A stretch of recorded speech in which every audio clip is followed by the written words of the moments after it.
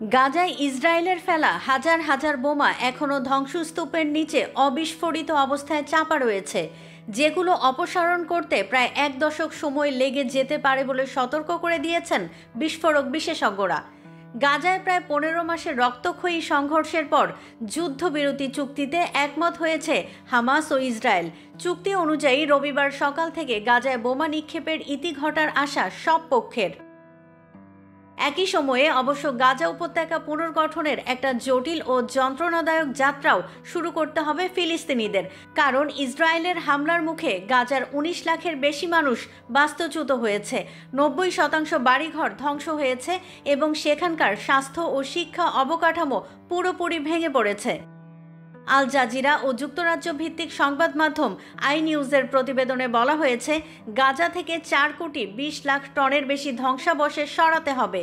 এতে সময় লেগে যেতে পারে 10 বছর আর অর্থ লাগবে প্রায় $70 কোটি। বিভিন্ন দেশে অবিস্ফোরিত বোমা অপসারণের কাজ করে যুক্তরাজ্য ভিত্তিক প্রতিষ্ঠান মাইন অ্যাডভাইজরি গ্রুপ। প্রতিষ্ঠানটির পরিচালক গ্রেগ ক্রোদার মনে করেন, অবিস্ফোরিত এসব বোমা অপসারণ কিংবা নিষ্ক্রিয় করতে প্রায় 10 বছর সময় লাগবে, খরচ হবে কোটি কোটি dollar. Environmental quality authority of প্যালেস্টাইনের বরাতে আল জাজিরা বলছে, গাজায় অন্তত 85,000 টন বোমা ফেলেছে ইসরায়েলি বাহিনী। এর মধ্যে অনেক বোমাই ধ্বংসস্তূপের নিচে অবিস্ফোরিত অবস্থায় চাপা পড়ে আছে। গ্রেগ ক্রোদার বলেন, গাজা ঘনবসতিপূর্ণ একটি শহর, যেখানে 15 মাস অনবরত বোমা ফেলা হয়েছে। সম্মুখ লড়াইও চলেছে সেখানে। বিশেষজ্ঞরা বলছেন, এসব বোমা নিষ্ক্রিয় কিংবা অপসারণ করা বেশ জটিল।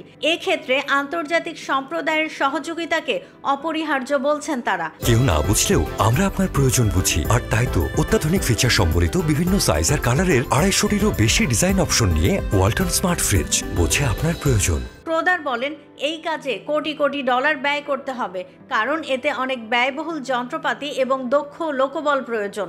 এছাড়া ইসরায়েলের কাছ থেকে অনুমোদন নিতে হবে, আন্তর্জাতিক সম্প্রদায়ের কাছ থেকে তহবিলও পেতে হবে।